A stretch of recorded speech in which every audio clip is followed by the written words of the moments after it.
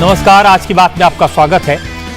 आज मैं आपको एक ऐसा वीडियो दिखाऊंगा जिसे देखकर आपको दुख भी होगा और गुस्सा भी आएगा। यह वीडियो गोपाल इटालिया का है। गोपाल इटालिया गुजरात में आम आदमी पार्टी के स्टेट प्रेसिडेंट हैं।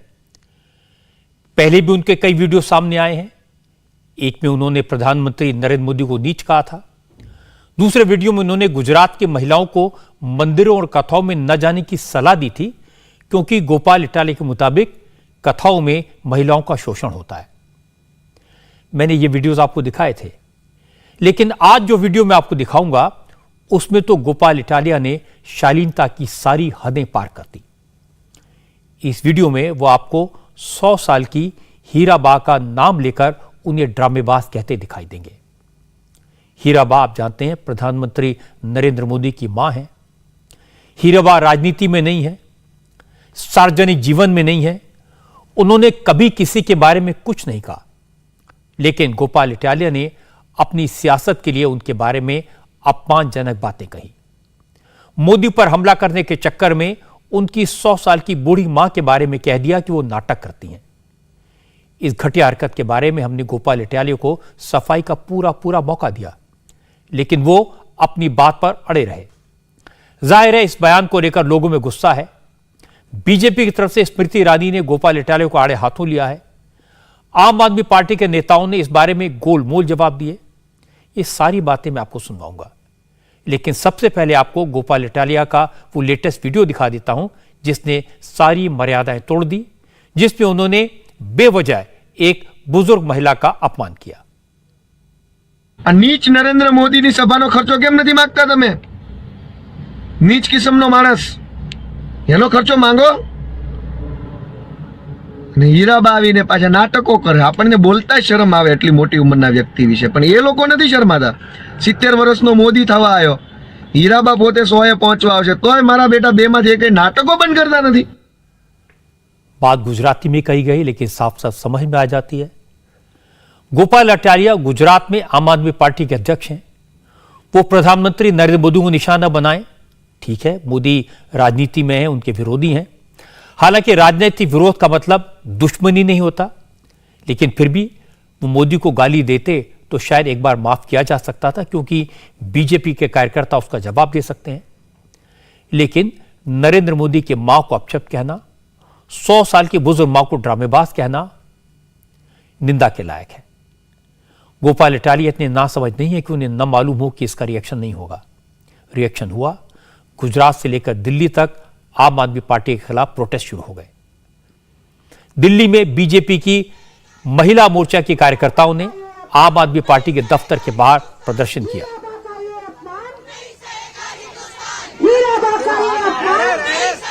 बीजेपी कार्यकर्ताओं का कहना है कि गोपाल इटालिया लगातार इस तरह के अभद्र बयान देते आ रहे हैं, फिर भी अरविंद केजरीवाल गोपाल इटालिया के खिलाफ कोई एक्शन नहीं लेते।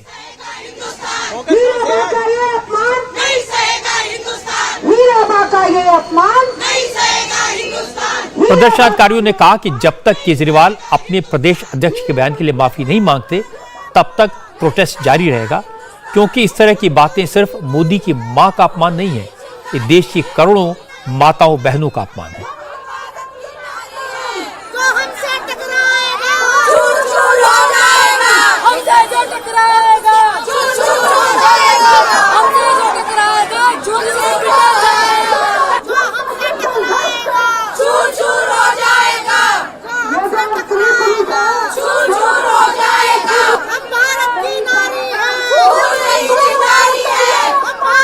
इसके बाद केंद्रीय मंत्री स्मृति ईरानी ने भी गोपाल इटालिया के बयान की निंदा की। स्मृति ने कहा कि गोपाल इटालिया ने पहले भी महिलाओं को लेकर, मंदिरों को लेकर आपत्तिजनक बयानबाजी की है, लेकिन केजरीवाल खामोशी से तमाशा देख रहे हैं। इसका मतलब आम आदमी पार्टी गोपाल इटालिया के बयानों को सपोर्ट करती है। स्मृति ईरानी ने कहा कि गुजरात की जनता केजरीवाल को जवाब देगी। आम आदमी पार्टी का एक नेता एक 100 वर्षीय महिला का अपमान इसलिए करता है क्योंकि उस मां ने एक ऐसे बेटे को जन्म दिया जिसने देश का आशीर्वाद पा प्रधान सेवक का दायित्व का निर्वाह किया। अरविंद केजरीवाल भली भांति जानते हैं कि उनके गुजरात के ये नेता हिंदू समाज का अपमान करते रहे, मंदिर में महिला की भूमिका पर मर्यादा से परे हटकर टिप्पणियां देते रहे और अब आम आदमी पार्टी के इस नेता ने प्रधान सेवक की 100 वर्षीय मां का अपमान मात्र इसलिए किया क्योंकि वो अपनी राजनीति चमकाना चाहते हैं। मैंने जितना गुजरात और गुजरातियों को अपने जीवन में समझा है, मैं अरविंद केजरीवाल जी से 2 शब्द साफ कहना चाहती हूं।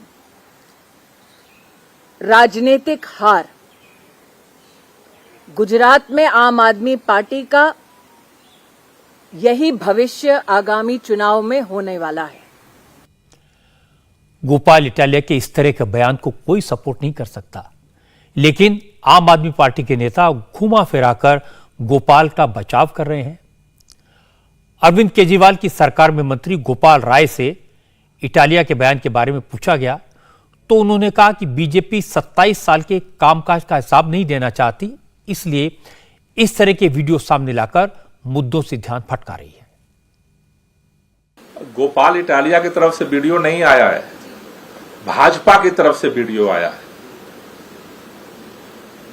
1 video, 2 video, 3 video, 4 video, 5 video, मुझे लगता है कि अभी और वीडियो उन्होंने काट के रखे होंगे। आप ये समझने की कोशिश करिए कि कितना डर है। गुजरात के अंदर क्या हो रहा है इसका अंदाजा केवल इससे लग रहा है। भारतीय जनता पार्टी के पास 27 साल के शासन काल में कुछ भी बताने के लिए नहीं बचा है। रोजाना बताते हो, देखो देखो देखो गोपाल इटालिया का ये वीडियो आ गया, देखो देखो देखो गोपाल इटालिया का ये वीडियो आ गया। गोपाल इटालिया के वीडियो के आधार पर गुजरात का चुनाव नहीं हो रहा है। गुजरात का चुनाव, गुजरात के अंदर 27 साल के अंदर जो शिक्षा व्यवस्था जर्जर हुई उस पर चुनाव हो रहा है। उसका वीडियो जारी क्यों नहीं करती भाजपा? बेरोजगारी का जो आलम है उसका वीडियो क्यों नहीं जारी करती भाजपा? स्वास्थ्य का जो आलम है उसका वीडियो क्यों नहीं जारी करती? शराब, जहरीले शराब से मरे हैं लोग, और गोपाल इटालिया और पाटीदारों की ये वीडियो की बात करते हैं। गोपाल राय सारी कहानियां बता रहे हैं, सारी बातें कह रहे हैं, लेकिन ये नहीं देख रहे कि जो वीडियो है वो गोपाल इटालिया का ही है। गोपाल इटालिया ने ही मोदी की 100 साल की मां को ड्रामेबाज कहा है। क्या किसी की मां को इस तरह से अपमानित करना हमारी संस्कृति है? गोपाल राय इस सवाल पर खामोश हो जाते हैं, लेकिन इटालिया जानते हैं कि उनके कारनामों से सियासी मुश्किलें बढ़ने वाली हैं, इसलिए वो सफाई तो दे रहे हैं लेकिन इधर उधर की बातें कर रहे हैं। गोपाल इटालिया आज राजकोट में थे और राजकोट में अपनी कुल देवी के दर्शन करने गए।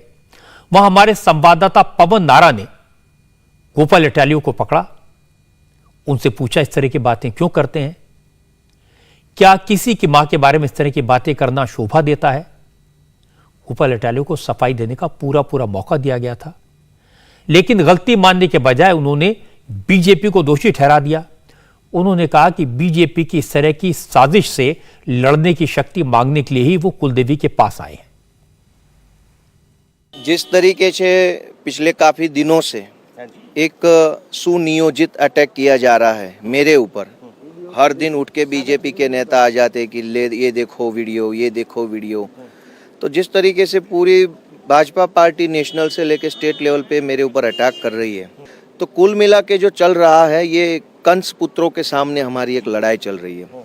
और जिस तरीके से बार बार प्रताड़ित किया जा रहा है, अनाप शनाप चीज़ों में फंसाया जा रहा है, उल्टे सीधी बातें बोली जा रही है मेरे बारे में, तो मुझे लगा कि मैं माँ का आशीर्वाद ले लूँ और माता से मैं प्रार्थना कर लूँ कि इन सारे कंस पुत्रों से लड़ने के लिए मुझे और शक्ति दे, ताकि मैं जनता के हक की लड़ाई लड़ सकूँ।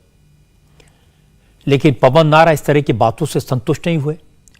उन्होंने सवाल पूछना जारी रखा तो इटालिया ने चाल बदली। कहा बीजेपी वालों को सिर्फ मोदी की मां की चिंता है, वो भी मोदी की मां को प्रणाम करते हैं, लेकिन वो बीजेपी से पूछ रहे हैं कि गुजरात की करोड़ों माओं की फिक्र कब करेगी, उनके बेटों को रोजगार कब मिलेगा, बुजुर्ग माओं को इलाज और पेंशन कौन देगा। पहले तो 100 साल की माताजी को मेरा प्रणाम। बीजेपी वालों को क्यों ऐसा लगता है कि इस देश में सिर्फ एक ही माँ है और वो है प्रधानमंत्री जी की माँ? क्या इस देश में और कोई माँ नहीं है? हम तो चाहते हैं कि सारी माँ की बात करो ना। इस गुजरात में 6 करोड़ लोग हैं, तो समझ लीजिए कि उन लोगों की जो माएँ हैं उनके बारे में क्या है। आज महंगाई इतनी बढ़ाई है भ्रष्ट भाजपा ने कि एक माँ अपने बच्चे को अच्छी शिक्षा नहीं दिला पाती है। एक माँ अपने बच्चे को अच्छा खुराक नहीं दे पाते, खिला नहीं सकते। एक माँ अगर चाहती है उसके बच्चे को आगे बढ़ाना, नहीं हो पा रहा है। तो आपके लिए पूरे देश में एक ही माँ है जिसके बारे में आप बार बार चुनाव में लेके आ जाते हैं, माँ को वोट मांगते हैं। भाई इन सारी माँओं की भी तो बात करिए, इनके बच्चे को भी आगे बढ़ने का मौका दीजिए। एक माँ का बेटा कुछ बन गया, हम खुश है, गर्व है हमें। और माँ और बेटों का क्या होगा? तो ये जो बीजेपी वाले जो बोल रहे हैं उनको सारी माँ के बारे में सोचना चाहिए, सब बच्चों की माता के बारे में। अरविंद केजरीवाल जी ने गारंटी दिया गुजरात में कि हर माँ को, हर बहन को, हर बेटी को जो 18 साल से ऊपर है उसको 1,000 रुपया सम्मान दिया जाएगा। ये होता है असली पुत्र, असली सम्मान होता है माँ का। आप देख सकते हैं कि किस तरह से गोपाल इटालिया बातों को घुमाने की कोशिश कर रहे हैं। असली बात का जवाब देने के बजाय इधर उधर की बात कर रहे हैं। गुजरात की करोड़ों माताओं की बात कर रहे हैं, लेकिन उनके बयान के बारे में गुजरात की माताएं क्या कहती हैं, गुजरात की माएं क्या कहती हैं, यह भी मैं आपको दिखा देता हूं। हमारे संवाददाता निर्णय कपूर अहमदाबाद की एक सोसाइटी में गए, वहां मौजूद आम लोगों से बात की और जब पता लगा कि गोपाल इटालिया के बयान के बारे में बात हो रही है तो कई महिलाएं खुद ब खुद घर से बाहर आ गईं और उन्होंने बड़ी बेबाकी से, बड़े खुलकर अपनी बात कही। अहमदाबाद की महिलाओं ने कहा कि जो 100 साल की बुजुर्ग मां का अपमान कर सकता है, उससे करोड़ों माताओं की चिंता की उम्मीद नहीं है। इस तरह के लोगों को सियासत में रहने का हक नहीं है। मुझे लगता है कि अहमदाबाद की इन महिलाओं की बात सुनकर गोपाल इटालिया को पता चल जाएगा कि गुजरात की करोड़ों माताओं के विचार उनके बयान के बारे में क्या हैं। हम तो अपने देश को भी माँ कह के बुलाते हैं, भारत माँ बोलते हैं। किसी की माँ के बारे में कुछ भी बोलना बहुत गलत बात है। मैं बोलूँगी कि माननीय नरेंद्र भाई मोदी ने जो काम किए हैं, अभी सडनली बोलूँ तो जो चल रहा है नी रिप्लेसमेंट का काम, आप एक बार हॉस्पिटल में जाके देख के आइए। जिस सर्जरी की 4 से 5 लाख का जो पैकेज है वो माँ वात्सल्य कार्ड, आयुष्मान भारत कार्ड में मुफ्त में हो रहा है। एक मिडिल क्लास फैमिली को अपनी माँ के लिए इतना खर्चा करना भी बहुत ज़्यादा बात हो जाती है। तो जो आदमी पूरे देश की माँ के बारे में सोच रहा है, उनकी माँ के बारे में कुछ भी बोलना, कुछ भी बयान देना बहुत यानी बहुत गलत मानसिकता है। ये बहुत ही शर्मजनक बात है। पहली बात तो किसी की माँ के बारे में बोलना यही बहुत गलत बात है। और मोदी जी जो प्रधान सेवक है, देश के लिए आज इतना कर रहे हैं, और ख़ासकर गुजरात में जो काम हुए, जो विकास हुआ है, मुझे नहीं लगता भाजपा के अलावा किसी भी पार्टी का यहाँ कोई ज़रूरत है। इससे पहले भी उन्होंने गृह प्रधान जो हमारे प्रदीप सिंह जी थी, उनके ऊपर उसने जूता फेंका था। तो ये अपने बयान भी फेंकते हैं जैसे जूता फेंकते हैं, जैसे भी मुंह में आए बकते हैं। उनकी इलाज करने की ज़रूरत है। ये साइकोलॉजिकल डिफेक्टिव पीस लगता है। जो उनकी माँ कभी भी पॉलिटिक्स में नहीं है, उनको भी वो गाली दे रहा है तो खुद को समझता क्या है? ऐसे में उसको यहाँ से निकल ही जाना चाहिए। गुजरात छोड़ के आप पार्टी को यहाँ से निकल जाना चाहिए और वो यहाँ होना ही नहीं चाहिए। वो साइको है। इससे उसका वो तो ये कह रहा है कि मैं पाटीदार हूँ इसलिए मुझे टारगेट किया जाए। पर वो उसकी मानसिकता दिखाई देती है ना, जो बोलता है वो उसकी मानसिकता दिखाई देती है। इससे अच्छा है कि वो यहाँ से चला जाए और आप आदमी पार्टी यहाँ चाहिए ही नहीं हमको गुजरात में। इससे कोई इससे फायदा होगा या नुकसान ही होगा? नुकसान ही है ना। वो किसी की भी माँ बहनों को ऐसा बोल नहीं सकते, और वो तो 100 साल की है। तो मोदी साहब की मम्मी है, सामान्य नागरिक की मम्मी को भी, माँ को गाली नहीं दे सकता कोई भी। हमारी माँ को अगर कोई बोलेगा तो हम उसके ऊपर प्रहार करने की कोशिश करेंगे कि हमारी माँ को तुमने गाली दी है। तो मोदी साहब है। दिमाग की हालत उनकी ठीक नहीं है। वो भी उनके माँ बाप को कुछ भी बोलते हैं, कुछ भी ऐसा नहीं देना चाहिए स्टेटमेंट। गुजरात की महिलाओं के भावनाएं बिल्कुल साफ हैं। वो सिर्फ ये नहीं कह रही कि सिर्फ मोदी जी की माँ है इसलिए, किसी की भी माँ हो उसके बारे में इस तरह की बात कहना ये अशोभनीय है, ये स्वीकार्य नहीं है। अब सवाल यह है कि क्या सिर्फ गुजरात की महिलाएं नाराज हैं? क्या सिर्फ आम आदमी पार्टी जो नरेंद्र मोदी के खिलाफ है वो इस पर नाराज है? और भी पार्टियां जो मोदी के खिलाफ हैं, आरजेडी है, कांग्रेस है, इन पार्टियों ने गोपाल इटालिया के बयान के बारे में क्या कहा, यह भी मैं आपको सुनवा देता हूं। मैं समझता हूं कि हमारे लोकतांत्रिक जीवन के लिए, सार्वजनिक जीवन के लिए उचित नहीं है। एक गरिमा बरकरार रहनी चाहिए। हम एक दूसरे के खिलाफ चुनाव लड़ते हैं, हम एक दूसरे के शत्रु नहीं हैं। और ये इस तरह की जुबान तो शत्रुओं को भी इस्तेमाल नहीं करनी चाहिए अगर शत्रुता की भावना से भी चुनाव लड़े जाए। मैं आम आदमी पार्टी के गुजरात इकाई के अध्यक्ष के इस बयान को कहीं से उचित नहीं मानता कि किसी के परिवारजनों को खींचा जाए राजनीति में। वहां मैं सहमत नहीं। जिस शख्स का अब तक कोई नाम भी नहीं जानता था, अब उसके नाम की चर्चा देश भर में हो रही है, और चर्चा हो रही है उल्टे सीधे बयानों की वजह से। नरेंद्र मोदी को, उनकी मां को गालियां देने के कारण गोपाल इटालिया की पहचान बनी है। लेकिन ये गोपाल इटालिया असल में है कौन, कहां से आए, क्या करते हैं, बैकग्राउंड क्या है, ये मैं आपको बताता हूं। अरविंद केजरीवाल ने गोपाल इटालिया में क्या खासियत देखी कि उन्हें गुजरात यूनिट का अध्यक्ष बना दिया, यह भी मैं आपको बताऊंगा। गोपाल इटालिया गुजरात पुलिस में काम कर चुके हैं। 2013 में वो गुजरात पुलिस में भर्ती हुए और 1 साल तक अहमदाबाद में पुलिस कांस्टेबल के तौर पर काम किया। इसके बाद वो 2014 में अहमदाबाद कलेक्ट्रेट में राजस्व क्लर्क बन गए, रेवेन्यू क्लर्क। लेकिन 2017 में उन्हें नौकरी से निकाल दिया गया। जब गोपाल इटालिया बेरोजगार हुए, उस वक्त पटेल आंदोलन शुरू हो गया था, तो गोपाल इटालिया पाटीदार अमानत आंदोलन समिति में शामिल हो गए। वो चर्चा में आए तो अपनी हरकतों के कारण, विवादों में आए तो अपने बयानों के कारण। जब 2017 में नौकरी में थे तो उनका एक ऑडियो सोशल मीडिया पर वायरल हुआ था। उस वक्त गोपाल इटालिया ने गुजरात के तत्कालीन deputy chief minister Nitin Patel से बात की थी, खुद को पुलिस कांस्टेबल बताया और नितिन पटेल से कहा कि बड़े पुलिस अफसर शराबबंदी के काम में मदद नहीं करते। इसके अलावा 2017 में गोपाल इटालिया ने उस वक्त के गुजरात के गृह राज्य मंत्री प्रदीप सिंह जाडेजा पर जूता भी फेंका था। इसके बाद 2019 में उन्हें आर्म्स एक्ट के तहत गिरफ्तार किया गया था। इतना ही नहीं, गोपाल इटालिया ऐसे लोगों से मिलते रहे हैं जिन पर एंटी इंडिया एक्टिविटीज के आरोप लगते हैं। 2018 में अहमदाबाद में मीटिंग हुई थी। शबनम हाशमी के संगठन की तरफ से यह मीटिंग आयोजित की गई थी। सब्जेक्ट था डिसमेंटलिंग इंडिया, ए 4 ईयर रिपोर्ट। डिसमेंटलिंग इंडिया यानी देश को टुकड़े टुकड़े करना। गोपाल इटालिया भी इस मीटिंग में शामिल हुए थे। इसके अलावा वह ऐसे संगठनों के कांटेक्ट में लगातार रहे जिन पर गुजरात को बदनाम करने के आरोप लगे। गोपाल इटालिया ने 2020 में आम आदमी पार्टी की मेंबरशिप ली। कुछ ही महीनों के बाद जून में केजरीवाल ने उन्हें गुजरात में आम आदमी पार्टी का वाइस प्रेसिडेंट बना दिया और 6 महीने के बाद दिसंबर 2020 में उन्हें गुजरात की स्टेट यूनिट का अध्यक्ष बना दिया गया। गाली गलौच वाली भाषा बोलने की बात की जाए तो गोपाल इटालिया सीरियल ऑफेंडर है।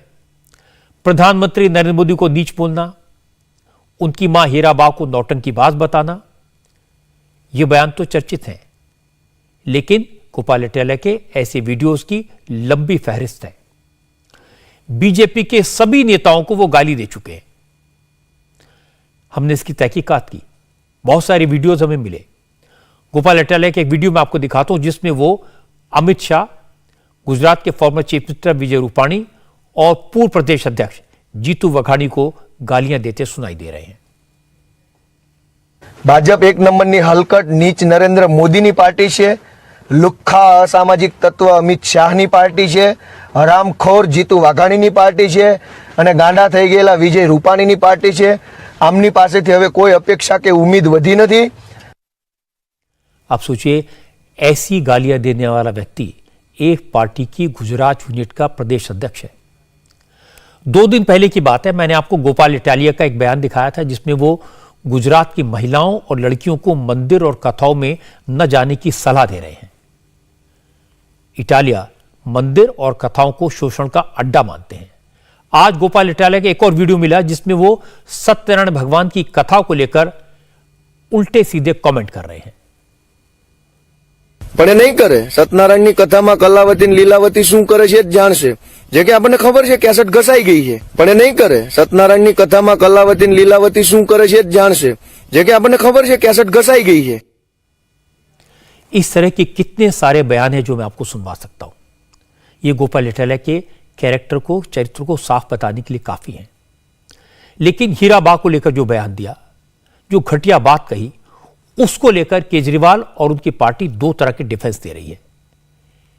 एक तो यह कि गोपाल के सारे बयान पुराने हैं, ये उन्होंने आम आदमी पार्टी में शामिल होने से पहले दिए थे। तो मैं पूछना चाहता हूं कि एक लीडर को पार्टी में शामिल करने से पहले, उसको पार्टी के राज्य इकाई का अध्यक्ष बनाने से पहले क्या उनके बैकग्राउंड चेक नहीं की गई थी? गोपाल इटालिया क्या क्या बोल चुके हैं इसके बारे में सब जानते हैं, ये कोई सीक्रेट नहीं है। और आम आदमी पार्टी गंगोत्री नहीं है कि इसमें नहाए और पुराने पाप धुल गए। केजरीवाल का दूसरा तर्क यह है कि गोपाल इटालिया पाटीदार हैं और बीजेपी उन पर इसलिए हमला कर रही है कि बीजेपी पाटीदारों से नफरत करती है। यह एक निहायत ही कमजोर डिफेंस है। क्या गुजरात के पाटीदार मोदी की मां को ड्रामेबाज कहते हैं? क्या गुजरात के पाटीदार नरेंद्र मोदी को नीच कहते हैं? इन सवालों का पाटीदारों से क्या लेना देना? गुजरात के पाटीदार इस तरह की बातों को कभी स्वीकार नहीं करते। अच्छा तो यह था कि केजरीवाल इस तरह के बयानों की निंदा करते, गोपाल इटालिया को शालीनता का पाठ पढ़ाते, उनको समझाते, उनसे ये सारे बयान वापस लेने को कहते, गोपाल इटालिया माफी मांगते और फिर राजनीति की नई पारी की शुरुआत करते। लेकिन उन्होंने ऐसा नहीं किया, न किसी ने यह समझाने की कोशिश की। मुझे लगता है गुजरात की जनता इस तरह की घटिया बातों को कभी पसंद नहीं करेगी और इस तरह के बयानबाजी का नुकसान केजरीवाल को होगा। इंटरेस्टिंग बात यह कि गोपाल इटालिया मंदिर और कथाओं को महिलाओं के शोषण का अड्डा बताते हैं, लेकिन आम आदमी पार्टी के बड़े बड़े नेता कथाओं में और प्रवचनों में जाकर वोट का जुगाड़ करने में लगे हैं। कथा की वीडियो को ऐसे पेश करें जैसे आम आदमी पार्टी की चुनावी रैली हो। असल में गुजरात के गिर सोमनाथ जिले में भागवत कथा का आयोजन हो रहा था। कथा कहने वाले महादेव प्रसाद को सुनने के लिए भारी भीड़ आई थी। इस भागवत कथा पंडाल में राघव चड्ढा पहुंचे।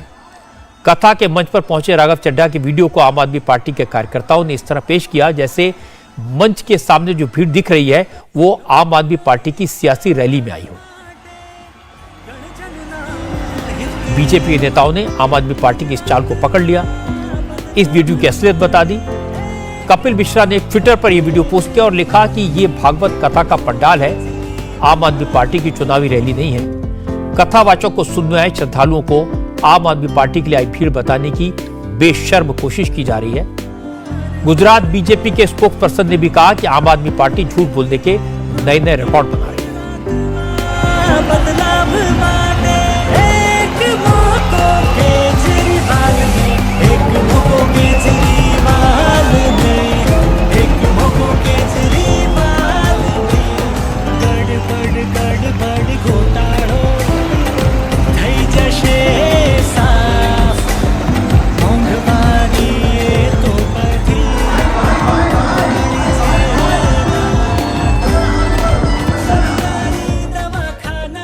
आम आदमी पार्टी ने गुजरात में झूठ फैलाने में कुछ कसर रखी नहीं है। और ये अभी जो एक वीडियो सामने आया है कि पिछले एक दो दिन में एक सौराष्ट्र में बहुत बड़ी धर्म कथा चल रही है। बहुत सारे जो डिवोटीज है वो वहां बैठकर राम कथा सुन रहे थे और वहां आम आदमी पार्टी के कुछ लीडर चले जाते हैं, उनके राघव चड्ढा जी भी जाते हैं और वहां जाकर के इस प्रकार का माहौल बनाने की कोशिश करते हैं कि ये आम आदमी पार्टी की सभा हो, जबकि उनके साथ वहां उस गांव में शायद 5 लोग भी नहीं है। ये बहुत ही निंदनीय है और ये धर्म को गाली देते हैं उनके प्रदेश अध्यक्ष, धर्म गुरुओं को गाली देते हैं, कथाकारों को गाली देते हैं। और अब जब इस पे सोशल मीडिया में आम आदमी पार्टी का राजकीय लाभ लेने के लिए ये इस प्रकार के झूठ फैलाते हैं, इस पार्टी का ये चरित्र है।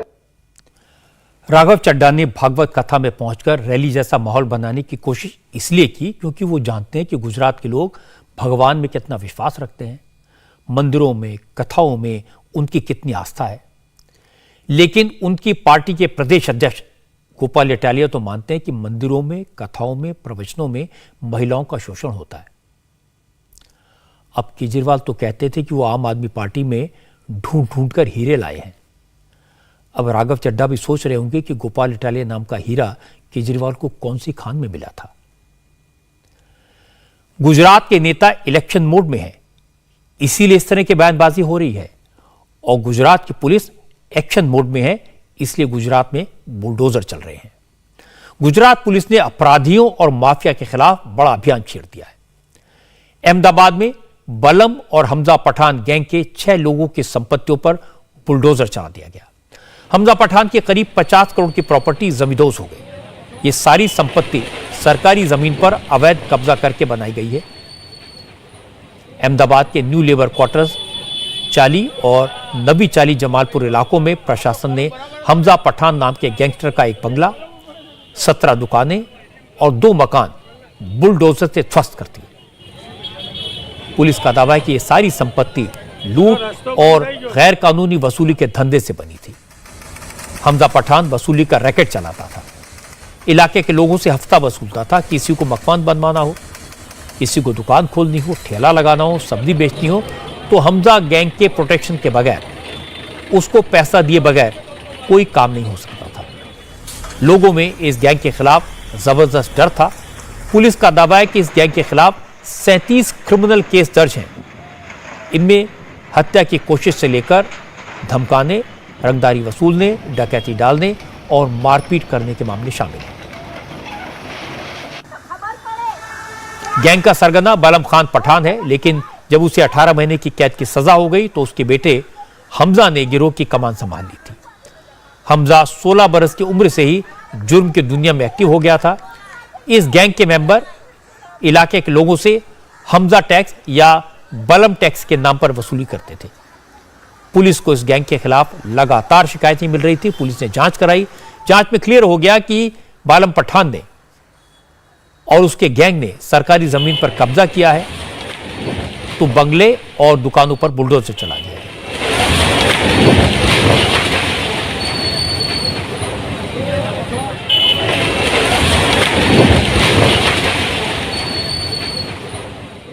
बालम खान पठान और उसके भाई शरीफ खान और उसके जो बच्चे हैं हमजा खान और दूसरा जो बेटा है, उन सब ने मिल कर के, आप देख सकते हैं कितनी बड़ी ये सरकारी ज़मीन है जिस पर कब्ज़ा कर रखा था। और यहाँ पे आप देख सकते हैं करीब 2500 से 3000 स्क्वायर फीट का ये सरकारी लैंड है जिस पर इन लोगों ने कब्ज़ा किया हुआ था।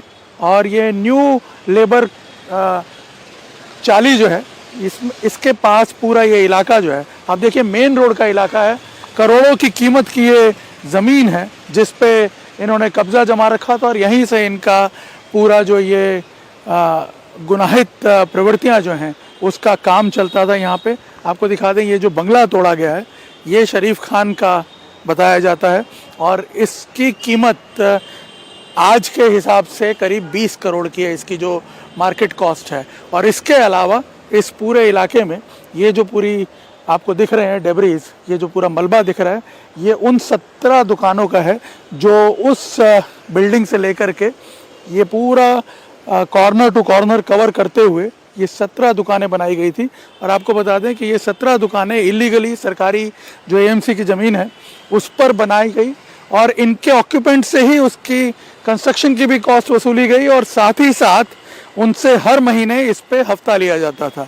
इतना ही नहीं, आसपास के इलाके में कोई भी नया कंस्ट्रक्शन शुरू करना हो, कोई भी नया बिजनेस एक्टिविटी शुरू करनी हो, इन सब से परमिशन लेकर के बाकायदा उन्हें रंगदारी देनी पड़ती थी और उसके बाद ही वो एक्टिविटी शुरू हो पाती थी। तो इस तरह से पूरा ये नेटवर्क चल रहा था। करीब 37 अलग अलग प्रकार के गुनाह इन पे दर्ज थे।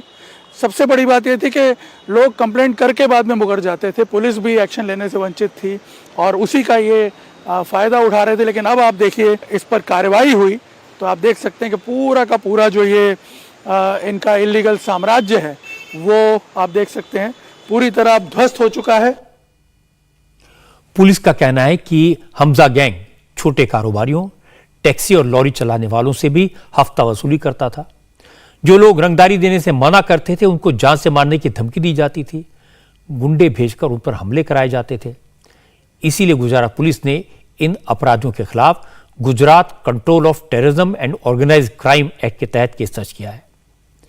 जैसे ही हमारे संवाददाता निर्णय कपूर इंडिया टीवी की टीम के साथ मौके पर पहुंचे तो घर की महिलाएं सामने आ गईं, रोने चिल्लाने लगी। हालांकि कैमरे के सामने उन्होंने ये माना कि उनका घर और दुकानें जिस जमीन पर बनी है वो सरकारी जमीन है, लेकिन इन लोगों का कहना है कि उन्होंने घर तो मेहनत मजदूरी करके बनाया था। उनके घर के मेंबर्स के ऊपर गुंडागर्दी और रंगदारी के जो केस बनाए गए हैं वो झूठे हैं और पुलिस उन पर जुल्म कर रही है। उनका कहना है कि बहुत सारे घर ऐसे हैं जो सरकारी जमीन पर बने हैं, तो सबके घर क्यों नहीं गिराए गए? जगह किसकी है? कानूनी थी, हम कहते हैं ना कानूनी, तो जगह गैर कानूनी है इसलिए तोड़ दी। वो बात तोड़ी है, वही बाकी हमारा नहीं, हमने कोई लूटा नहीं है, कोई चीज नहीं हमने निकाल। लूटा होता तो हमारा ये दिन नहीं होते। हमने कोई, हमारा ये घर है, ये चले गया, अब हम खाए भी करे, रोटी भी करे। हम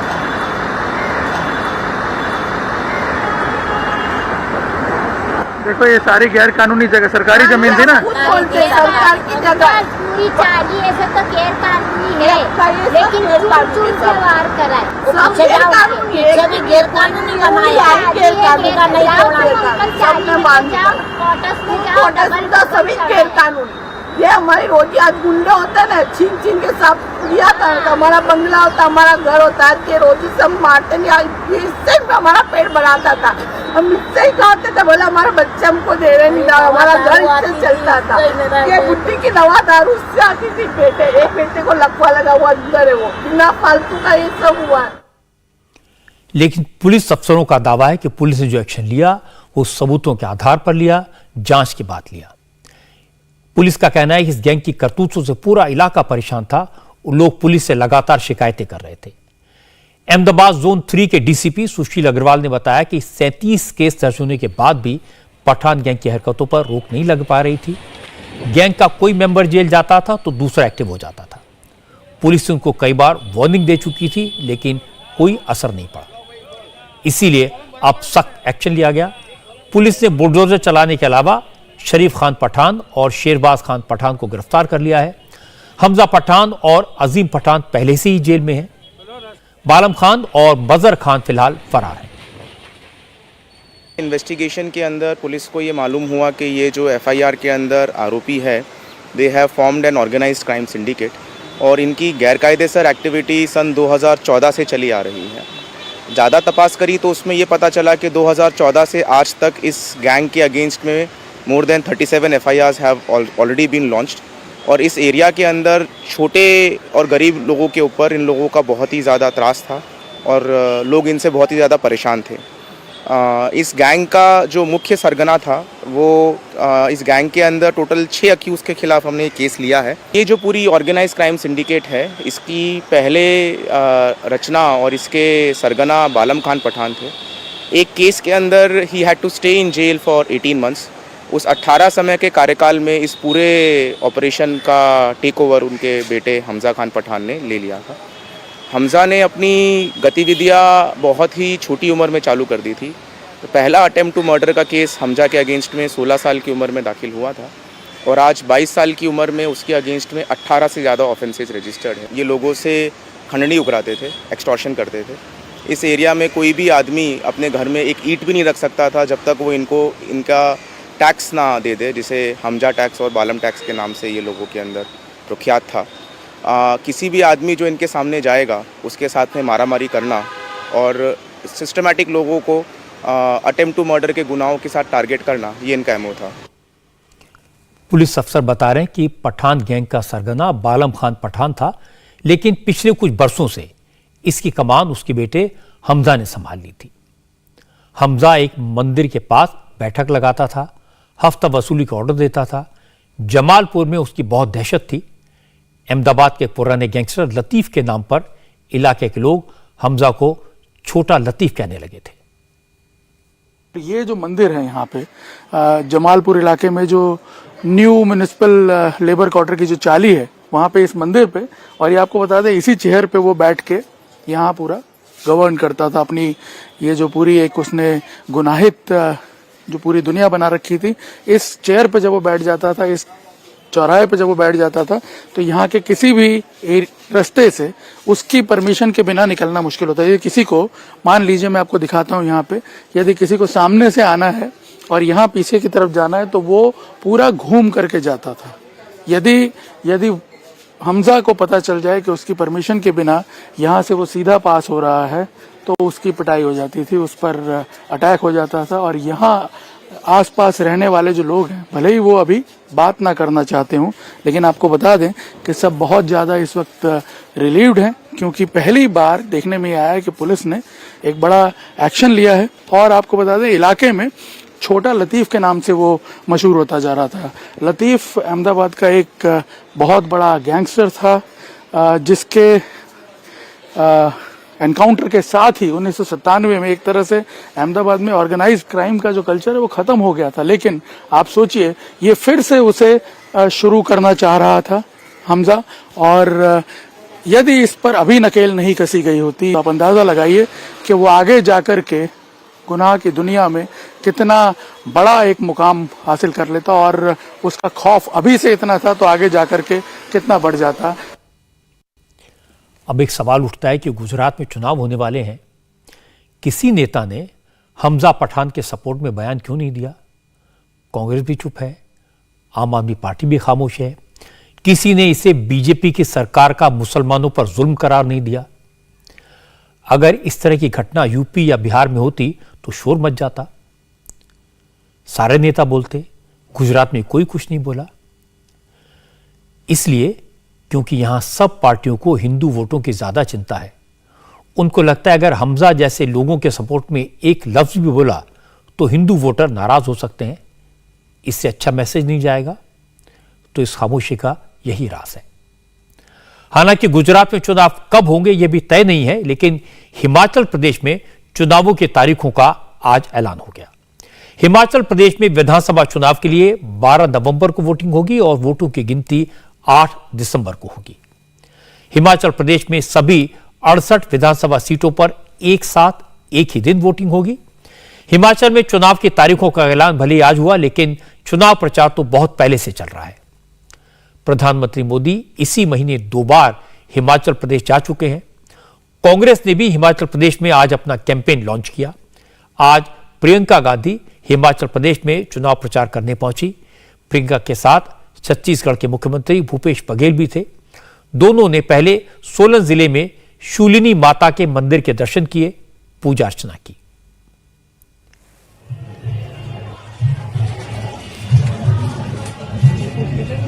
पूजा पाठ के बाद प्रियंका ने एक रैली को एड्रेस किया और यहां भी उन्होंने पहले शूलिनी माता की जय के नारे लगवाए।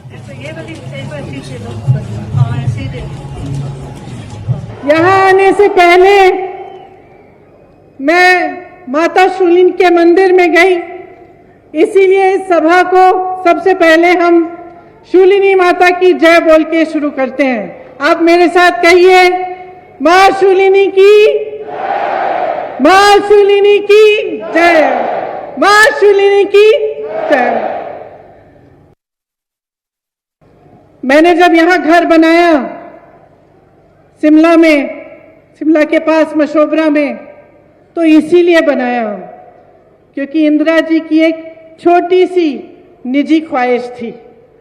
उनका ये सपना था, उन्होंने हमें बहुत बार कहा कि जब मैं रिटायर होंगी तो मैं मशोबरा में एक घर बनाना चाहती हूँ और वहीं पे मैं रिटायर होंगी। लेकिन रिटायर होने से पहले ही वो शहीद हो गई। वो बताती थी कि 25 जनवरी 1971 में जब हिमाचल का प्रदेश बना, तब वो यहाँ आई आप सबसे बातचीत करने के लिए, तो भारी बर्फ पड़ी थी और बोलते बोलते सभा में भी, सभा के दौरान भी बर्फ पड़ रही थी, लेकिन ना आप हिले ना इंदिरा गांधी हिली। और उन्होंने हिमाचल को प्रदेश इसलिए बनाया क्योंकि वो आपके हुनर को, आपकी हिम्मत को आपके हौसले को पहचानती थी। हिमाचल प्रदेश में हमेशा से मुकाबला बीजेपी और कांग्रेस के बीच रहा है। एक तरह से परंपरा सी बन गई है कि एक बार बीजेपी और एक बार कांग्रेस की सरकार बनती रही है। लेकिन नरेंद्र मोदी इस परंपरा को बदलने में लगे हैं। पिछले 1.5-2 महीनों में उन्होंने कई बार हिमाचल का दौरा किया है। मोदी प्रचारक के तौर पर हिमाचल में काफी काम कर चुके हैं। वो इस राज्य के चप्पे चप्पे से वाकिफ हैं। इस बार हिमाचल के चुनाव में मोदी का जलवा साफ दिखाई दे रहा है। इस चुनाव की एक और इंटरेस्टिंग बात है, आज प्रियंका गांधी देवी के जयकारे लगाती हुई नजर आई। लेकिन मोदी हर लिहाज में कांग्रेस से कई कदम आगे होते हैं। वो दशहरे के दिन हिमाचल में थे और आज नरेंद्र मोदी ने ऐलान कर दिया कि वो दीपावली से पहले 4 धाम की यात्रा पर जाएंगे। एक और खबर आज महाराष्ट्र से आई। मुंबई में सियासी जंग का मैदान सज गया।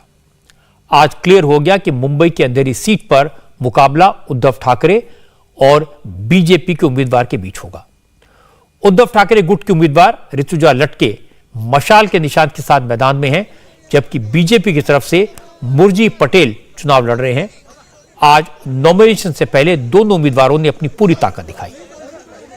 ऋतुजा लटके को पर्चा दाखिल करवाने के लिए आदित्य ठाकरे और उद्धव कैंप के तमाम नेताओं के अलावा कांग्रेस और एनसीपी के बड़े बड़े नेता भी पहुंचे। कांग्रेस के नेता शिवसेना की जीत के नारे लगाते हुए नजर आए। असल में यह सीट पिछले इलेक्शन में शिवसेना के सिंबल पर रमेश लटके ने जीती थी। उस वक्त शिवसेना और बीजेपी का अलायंस था। रमेश लटके ने यह सीट 18,000 वोटों से जीती थी। रमेश लटके की नजर से सीट खाली हुई। इस सीट पर उद्धव ठाकरे ने रमेश लटके की वाइफ ऋतुजा लटके को उम्मीदवार बनाया। आदित्य ठाकरे कह रहे हैं कि महाराष्ट्र की परंपरा रही है कि विधायक के निधन पर अगर उनकी फैमिली के मेंबर को उम्मीदवार बनाया जाता है तो दूसरी पार्टियां अपना कैंडिडेट मैदान में नहीं उतारती। लेकिन बीजेपी के साथ मिलकर एकनाथ शिंदे ने जो काम किया है उससे पता चलता है कि उनका दिल इतना बड़ा नहीं है। आज हमारी जो लड़ाई है वो लोकतंत्र के लिए है, संविधान के लिए है और लटके परिवार के साथ रहने के लिए है। मुरजी पटेल को उतारा है बीजेपी ने, काफी जोर शोर से वहाँ भी प्रचार किया जाएगा। बकायदा वहाँ शिंदे गुट के भी कुछ मंत्री हैं। बिल्कुल, उन्होंने प्रचार करने की पूरी इजाजत है, वो करते रहे। ये संविधान के हिसाब से चले तो अच्छा होगा। आप देखें तो लटकी ताई को जितनी रोकने की कोशिश की, उनको हैरान करने की कोशिश की, ये किसी भी लोकतंत्र की चिन्ह नहीं है, ये फैसिज्म के चिन्ह। कहीं ना कहीं आपको लगता था एक कर्टेसी कॉल में उनको उम्मीदवार नहीं देना चाहिए था? देखो, उनका दिल इतना बड़ा भी नहीं है और जो उन्होंने गए 3 महीनों में किया है, मुझे नहीं लगता कि उनका दिल इतना बड़ा है कि वो ऐसे कुछ काम करे। वो हर समय हमें रोकने की कोशिश करते हैं, हमारा सब कुछ छीन दिया, लेकिन लोग हमारे साथ हैं, लोगों जनता का प्यार हमारे साथ है और वो ही जीत दिलाएगा। एकनाथ शिंदे कैंप के नेता और महाराष्ट्र के मंत्री दीपक केसरकर ने आदित्य ठाकरे के आरोपों का जवाब दिया। दीपक केसरकर ने कहा कि महाराष्ट्र की परंपरा रही है कि निधन से खाली हुई सीट पर फैमिली के सामने कैंडिडेट नहीं उतारा जाता, लेकिन इसके लिए सभी दलों से बात करनी होती है। उद्धव ठाकरे ने किसी से बात तक नहीं की, इसलिए अब फैसला जनता करेगी। महाराष्ट्र की एक परंपरा ऐसी रह चुकी है कि महाराष्ट्र में जब किसी का निधन होता है उनके परिवार के लोगों को खड़ा किया जाता है, तो इस इलेक्शन को अनऑपोज किया जाता है। इसके लिए जो पार्टी के वो सदस्य थे उस पार्टी को इनिशिएटिव लेना पड़ता है, वो इनिशिएटिव नहीं लिया। वो चाहते हैं कि उनकी जो सिंपत्ति है वो उनकी ताकत बने, लेकिन ये राजनीति में एक गलत कदम है, ऐसा मैं समझता हूँ। किसी भी उपचुनाव ने किसी भी राज्य की राजनीति आज तक कायम नहीं की है।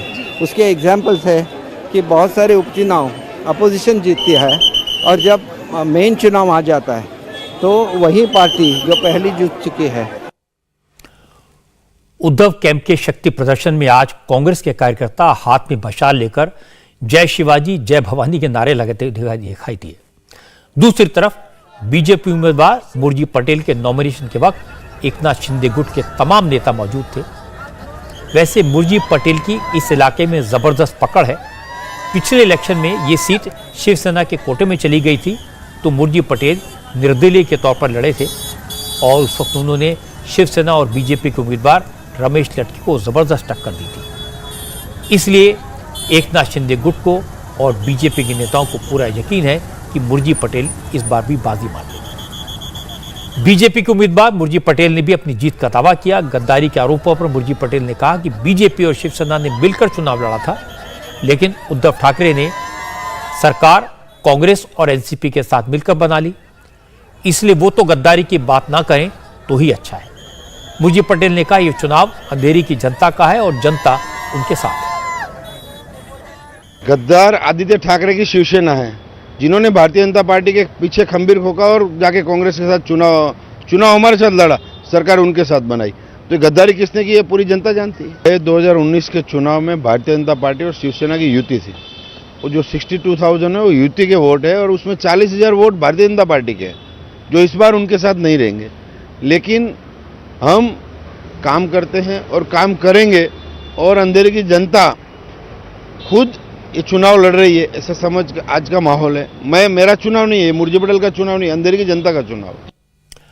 अब मैं आपको उद्धव गुट की कैंडिडेट ऋतुजा लटके की बात सुनवाता हूं। उन्होंने कहा कि वो सिर्फ सिंपैथी के आधार पर चुनाव नहीं लड़ रही, वो जानती हैं कि महिला को हर जगह लड़ना पड़ता है, ये भी एक लड़ाई है, वो इसे लड़ेंगी और जीतेंगी।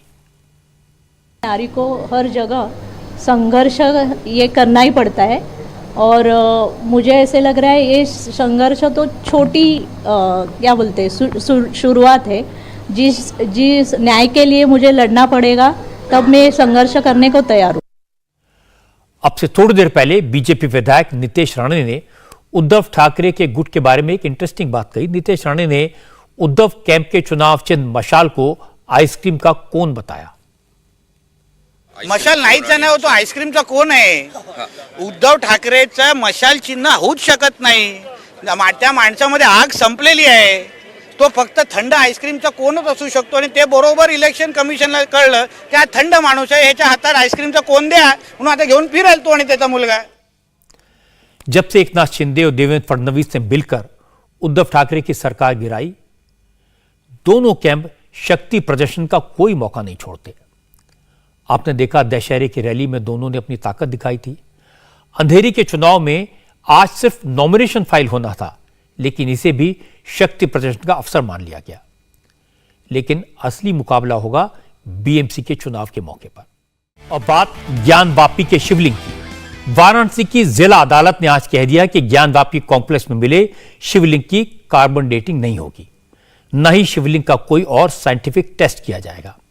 अपने फैसले में वाराणसी के डिस्ट्रिक्ट जज अजय कृष्ण विश्वेश ने कहा कि 17 मई को सुप्रीम कोर्ट ने जो ऑर्डर दिया था उसमें ज्ञानव्यापी कैंपस में स्टेटस को मेंटेन रखने का आदेश दिया गया था, इसलिए शिवलिंग की कार्बन टेस्टिंग या फिर ग्राउंड पेनिट्रेशन रडार से जांच की परमिशन दी जाती है तो यह सुप्रीम कोर्ट के आदेश के खिलाफ होगा।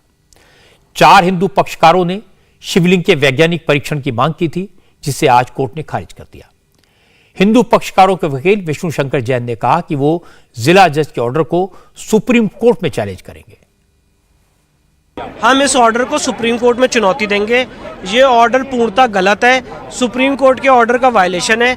सुप्रीम कोर्ट ने 20 मई के ऑर्डर में स्पष्ट रूप से कहा था कि ट्रायल कोर्ट पूरा ट्रायल और सारी एप्लीकेशन डिसाइड कर सकता है। इस मांग को लेके हम सुप्रीम कोर्ट भी गए थे। सुप्रीम कोर्ट ने उस समय भी कहा था कि आप इस मांग को लेके वापस ट्रायल कोर्ट जाइए और ट्रायल कोर्ट में कहिए। इसीलिए हमने ट्रायल कोर्ट में मांग रखी थी। अब ट्रायल कोर्ट कहता है कि हम इसको नहीं कर सकते क्योंकि सुप्रीम कोर्ट ने सील कर रखा है, तो इस मांग को हम लेकर दोबारा सुप्रीम कोर्ट जाएंगे। अब इसलिए मैंने कहा कि ये क्वेश्चन तय होना बहुत इंपॉर्टेंट है, उसके बिना ये केस डिसाइड ही नहीं हो पाएगा, इसीलिए हम इस मांग को लेकर सुप्रीम कोर्ट जाएंगे। तो ये कितना बड़ा सेटबैक है? कोई सेटबैक नहीं है। देखिए, लॉ में कभी कोई ना सेटबैक होता है ना कोई ओवर विक्ट्री होती है। एक बात है, हमने अपनी बात कोर्ट के सामने रखी थी लीगल प्रोसेस को फॉलो करते हुए। माननीय न्यायालय को लगा कि उनकी पावर नहीं है तो इसको हम सुप्रीम कोर्ट में चुनौती देंगे। हालांकि मुस्लिम पक्ष का कहना था कि जो मांग हिंदू पक्षकारों ने की थी उसे पूरा करना कोर्ट के लिए मुमकिन ही नहीं था, इसीलिए इस मामले में सुप्रीम कोर्ट से भी कोई राहत नहीं मिलेगी। ऑर्डर सही है, जो होना चाहिए था, जो मांग की गई थी वो ऑर्डर हुआ है उस तरह से, क्योंकि जो दरखास्तें पड़ी थी वो दरखास्तें इस लायक नहीं थी कि एडमिट की जा सके और कोर्ट को भी लगा कि एडमिट होने योग्य नहीं है, कोर्ट ने उसे खारिज कर दिया। जो मांग रखी गई, जिस तरह की रखी गई थी, वो मांग कभी भी पूरी हो ही नहीं सकती थी। हमने इसके पहले भी आप लोगों को बताया था, आज फिर मैं बता रहा हूँ कि पत्थर और ईंट पत्थर की कोई कार्बन डेटिंग नहीं हो सकती है। और जहाँ तक उन्होंने मांग की थी, गलत की थी, कोई ऐसी मांग भी उनकी नहीं थी जो उसको पूरा किया जा सके, तो कोर्ट क्या पूरा करती? कुछ ऐसा पूरा करने लायक था ही नहीं। तो एक दरखास्त ऐसी जो इनफ्रैक्चुअस हो तो उसे खारिज ही किया जा सकता है। हिंदू पक्ष की कार्बन डेटिंग की मांग खारिज तो होनी ही थी, क्योंकि सुप्रीम कोर्ट ने स्टेटस को बनाए रखने का ऑर्डर पहले से दिया हुआ है।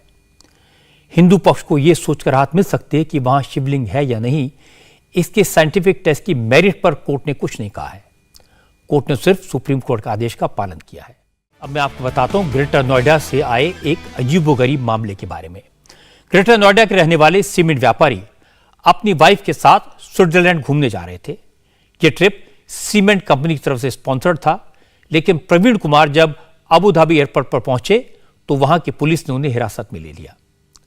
प्रवीण कुमार को बताया गया कि उनकी शक्ल एक अपराधी से मिलती है जो केरल का रहने वाला है।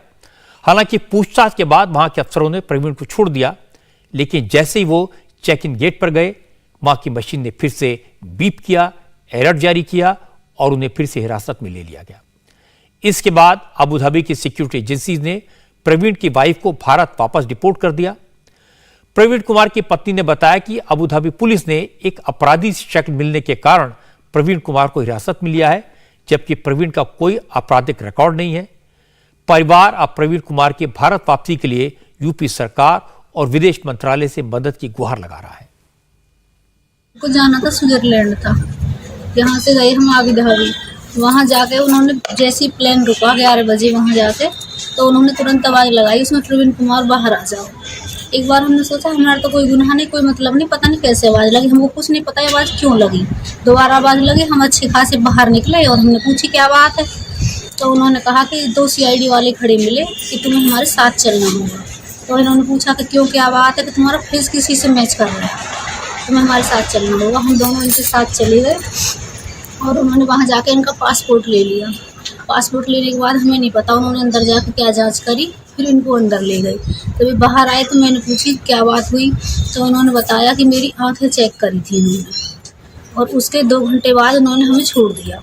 हम अच्छे अपने वापस लौट के आए। जैसे ही हम एयरपोर्ट से बाहर निकल रहे थे तो वहाँ पे फिर मशीन ने आवाज़ करी और इन्होंने हमें वहीं रोक लिया। नोएडा के डीएम सुहास एलवाई ने बताया कि अबू धाबी पुलिस को कोई गलतफहमी हुई है, यह गलत पहचान का मामला है। प्रवीण कुमार का रिकॉर्ड चेक करवाया जा रहा है। अबू धाबी में भारतीय दूतावास और विदेश मंत्रालय को इसकी जानकारी दी जा रही है। ये परिवार घूमने बाहर जा रही थी, तो अबू धाबी में फ्लाइट्स इनको चेंज करना था। वहाँ की पुलिस ने इनको डिटेन किया है और इनका कथन है कि किसी और को आइडेंटिफाई करने में ये इस व्यक्ति को कोई और सोचते हुए या ऐसे आइडेंटिफाई किया गया है। और इस मामले में लोकल पुलिस से भी पड़ताल कराई जा रही है। जो व्यक्ति है प्रवीण शर्मा है, इनके चरित्र सत्यापन भी कराई जा रही है। साथ ही में जो एक मिनिस्ट्री ऑफ एक्सटर्नल अफेयर्स है, हमारे गृह विभाग है और दूतावास है, उनको भी इनके जो आवेदन है और इन्होंने जो प्रार्थना पत्र दिया है उनको भी आवश्यक कार्रवाई के लिए अग्रसारित किया है। अब जरा सोचिए, जो परिवार स्विट्जरलैंड घूमने के इरादे से निकला हो, लेकिन उन्हें इस कारण से पकड़ लिया जाए क्योंकि उसकी शक्ल किसी अपराधी से मिलती है, तो उस परिवार पर क्या बीती होगी। अब वाइफ भारत में है और उसका बेगुनाह पति अबू धाबी की पुलिस की कस्टडी में है। अगर ये केस वाकई में मिस्टेकन आइडेंटिटी का है तो सरकार को परिवार की जल्दी से मदद करनी चाहिए और यह भी इंश्योर करना चाहिए कि भविष्य में कोई ऐसा केस ना हो। इंडिया टीवी हर वक्त हर जगह डाउनलोड करने के लिए सर्च करें India TV news Google play store या ऐप स्टोर पर।